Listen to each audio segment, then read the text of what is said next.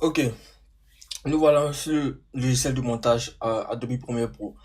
Donc là, ce qu'on va faire, on va venir ici juste en bas de la partie ici à votre gauche, cette petite case, on appelle aussi la partie projet. Ici, si on fait un double clic, vous allez voir notre rush vidéo, notre image qu'on a. On fait un double clic, voilà, hop, chacune. Voilà, on va commencer avec le premier. Donc, pour ce faire, ce qu'on va faire, on va commencer par créer une séquence, une nouvelle séquence. Pour créer une nouvelle séquence, euh, on vient là dans commande N ou fichier. Vous venez dans fichier nouveau et vous venez dans séquence. Moi, je vais faire un commande N ou contrôle N sur Windows. Commande N, c'est sur les Mac. Commande N, je crée une nouvelle séquence. Là, vous venez ici, vous choisissez les paramètres que vous voulez. Mais moi, je vais pas créer une séquence comme cela. Je vais créer une séquence en fonction de ma vidéo. Donc, ce que je vais faire, je vais prendre cette vidéo et je vais la glisser ici dans ma timeline. Ça va me créer automatiquement une séquence. Voilà. Ça m'a créé une séquence adaptée à ma vidéo. C'est-à-dire, ma séquence a la même propriété que ma vidéo. Ok. Donc, voilà. Nous avons ouvert une nouvelle séquence. Je vais me débarrasser de l'audio parce que je veux pas que l'audio euh, me perturbe. Je viens de clic droit, je viens de rompre le lien. Voilà, hop, je suis pour mon audio. Ok. Quand on veut faire l'étalonnage partout, même avec un autre logiciel de montage, et il est conseillé d'utiliser un calque d'ajustement ou un calque d'effet. Donc, pour créer ce calque d'effet, on vient ici, là, nouvel élément, calque d'effet. Ok, on a créé le calque d'effet, on prend ce calque d'effet et on va l'importer juste en haut, ici, comme cela. Et on va l'allonger tout au long de la vidéo. Voilà, hop, hop, hop. Voilà, là, ce n'est que le commencement. Donc, pour commencer, on va venir dans la partie couleur. On vient dans la partie couleur et on vient dans la partie ici à votre droite en haut, la partie correction de base. Correction de base, vous avez, on a écrit lettres entrée. Les lettres, on ne va pas les utiliser parce que ce sont des styles déjà préparés. Ici, je vais vous montrer, comme je vous ai dit, je vais vous montrer les bases, ce qu'il vous faut pour commencer l'étalonnage. Pour ceux qui ne savent pas, let veut dire lookup table, c'est en anglais. Lookup table. Mais là, on va s'en passer. On va venir ici directement dans la balance des blancs. Dans la balance des blancs, on a la température et les teintes. Donc ici, si je veux avoir une très bonne balance des blancs, je vais essayer de pousser ma température vers la droite. C'est-à-dire, je vais augmenter un peu ma température. Si vous voyez bien l'image commence à devenir un peu ensoleillée, parce que je suis en train de pousser la température vers une couleur orange où je peux revenir, ou si ça me plaît pas, pour revenir en arrière, je fais double clic ici, je peux venir ici sur l'outil pipette là, je prends ici et quand je vais cliquer sur une couleur, sur ma vidéo ici, une partie de ma vidéo, il va me sélectionner une balance de blanc adaptée à cette vidéo. Regardez, vous avez vu, il a changé automatiquement ma balance des blancs. Si je reprends ici, je clique là, il va me changer automatiquement une balance des blancs. Je viens là, je clique, la même chose. Donc, je vais revenir à 0, double clic pour initialiser tout à 0. Et je vais juste augmenter un peu à 8,5 comme cela. La teinte, je vais la mettre à 1,5, 3,1. Là, on vient aussi dans la partie tonalité. Et la partie tonalité, c'est ici qu'une grosse partie de notre étalonnage va se faire. On vient ici dans la partie exposition. Pour l'exposition, c'est quand vous filmez et que vous voyez qu'il n'y a pas assez de lumière, que vous voulez ajouter assez de lumière en post-production, il est favorable d'augmenter l'exposition. Et si vous voyez qu'il y a assez de lumière sur votre vidéo, il est préférable aussi de diminuer l'exposition. Mais quand vous êtes en train de shooter ou quand vous êtes en train de filmer ou de faire votre vidéo, il est préférable de faire tout ça euh, au tournage. Parce que si vous avez l'habitude d'augmenter d'augmenter l'exposition parce que votre image est noire. Il est préférable d'utiliser des lumières, des fortes lumières en tournage parce que en post-production, quand vous augmentez l'exposition, il peut abîmer la qualité de votre vidéo. Ici, je n'ai pas utilisé de puissantes LED. Donc, pour ce faire-là, je vais augmenter juste un peu l'exposition pour ne pas abîmer l'image de ma vidéo. Donc, je viens là, je vais la pousser un peu. Je vais la garder à 0,3. Le contraste, quand on filme en flat, c'est-à-dire la saturation est baissée, le contraste est baissé, les nettetés, tous sont baissés à environ -3. Il est préférable d'augmenter le contraste. Je vais augmenter le contraste à 17. Et automatiquement, on ne cherche pas à savoir, on va directement chez les noirs pour faire descendre les noirs. On diminue toujours les noirs quand on filme en silo, quand on filme en flat. Juste un peu, comme cela. Là, les blancs, on va les augmenter un peu, juste un peu, 9. Les tons foncés, on va les augmenter à 4. Et les tons clairs, pareil. 4,6. Ok.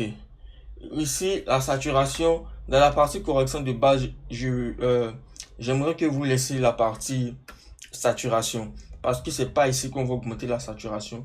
Pour augmenter la saturation, on va plutôt venir dans la partie créative. Dans la partie créative, on va tout d'abord venir dans l'option de décoloration. On va ajouter un peu de décoloration, 5 comme cela.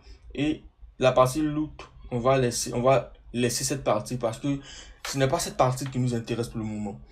Et on va venir dans la partie saturation. Dans saturation, je vais augmenter jusqu'à 130.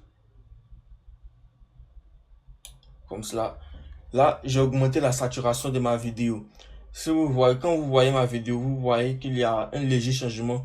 Je vais vous faire un avant et après, un before and after. C'est-à-dire, je vais vous montrer ma vidéo de base. Regardez. Voici ma vidéo de base et voici ma vidéo après quelques petits bidouages et étalonnages. Mais ce n'est pas encore terminé. Donc, qu'est-ce qu'on va faire ici? La saturation, je vais la laisser comme cela. Je vais la laisser. On va venir dans une autre partie qui est les courbes. Les courbes et les roues chromatiques ici. Si vous maîtrisez les courbes et les roues chromatiques, là, je peux vous dire que vous pouvez faire de l'étalonnage. Surtout même, vous pouvez faire de l'étalonnage professionnel.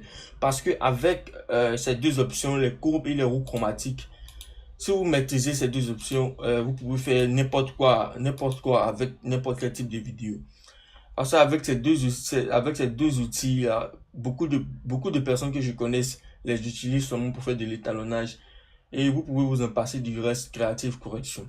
Mais comme vous venez de débuter, il est préférable que vous maîtrisez tout. C'est-à-dire les bases, ce qu'il vous faut. Et après, vous allez vous performer. Vous allez devenir plus fort. Je sais pas comment vous expliquer. On va venir dans où on était dans courbe. La courbe RVB qui veut dire rouge, vert, bleu. Je vous explique cette courbe. Ici, ça veut dire, ici, cette partie en bas, c'est pour les ombres. Au milieu, c'est pour les tons moyens. Et en haut, c'est pour les lumières fortes. Donc, ici, en bas, si je mets un bouton ici, mon curseur là, et je diminue ici les ombres, vous voyez, vous allez voir sur ma vidéo, les ombres vont légèrement baisser. C'est-à-dire, les ombres, vous allez voir les ombres. Regardez, vous avez vu. Et je vais au milieu. Là, je mets mon point. Et là, je vais augmenter les tons moyens de ma vidéo. Comme cela. Pour qu'on voie bien l'artiste. Et là, je viens en haut. Les hautes lumières, je vais abaisser juste un peu les hautes lumières. Comme cela. J'abaisse juste un peu les hautes lumières. Et le reste ici, là, vous pouvez vous en passer. Si vous pouvez vous en passer, mais après, si vous voulez vous professionnaliser, vous devez les apprendre à utiliser. Mais cette vidéo, je n'en parlerai pas de ces trois. Ok, et on vient dans la partie courbe, teinte et saturation. Bon, là dans cette vidéo, je pense pas que ça soit utile si vous voulez, si vous faites de l'étalonnage ici. pour l'instant, on va s'en passer de ça et on va venir dans les roues chromatiques. Voilà, nous sommes dans les roues chromatiques.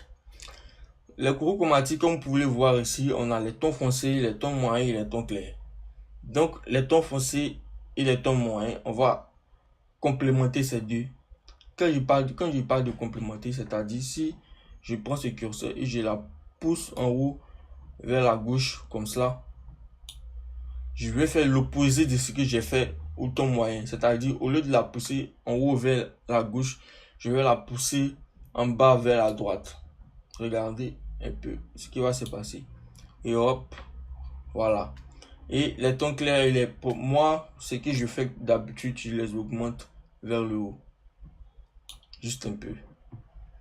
Les tons clairs, c'est-à-dire ce qu'on appelle le teint de la peau et autres. Voilà. Et après, tel sel secondaire, on peut s'en passer aussi. Après, on va venir ici. Je vais vous montrer un before, c'est-à-dire le avant et le après. On vient là. Ça, c'est la vidéo. Je vais placer. Regardez. Regardez. Je vais faire... ça, c'est la vidéo d'avant. Regardez. Voici ma vidéo d'avant. Et voici ma vidéo d'après. Après étalonnage. Vous avez vu. Voilà. Mais ça me suffit pas. Ce que je vais faire, j'ai envie d'ajouter un peu de... Je vais ajouter de la vignette. Regardez, je viens ici dans l'outil vignette. Je viens d'un gain. Je vais mettre le gain à -4. Vous avez vu, les côtés sont un peu assombris et autres, comme ça. Et je vais adoucir un peu, comme cela. Les côtés sont un peu assombris. Et si vous voulez ajouter, par exemple, du grain pour avoir un look cinéma, on va venir dans la partie effet. On va taper bruit. Bruit. On prend ce bruit. On prend la glisse notre tag d'effet, comme cela. On vient dans l'outil bruit. On va mettre notre quantité à 4. Si vous observez bien, je vais agrandir l'image. Il y a du bruit qui s'est installé sur notre vidéo. Mais ce n'est pas du bruit cinéma en tant que tel.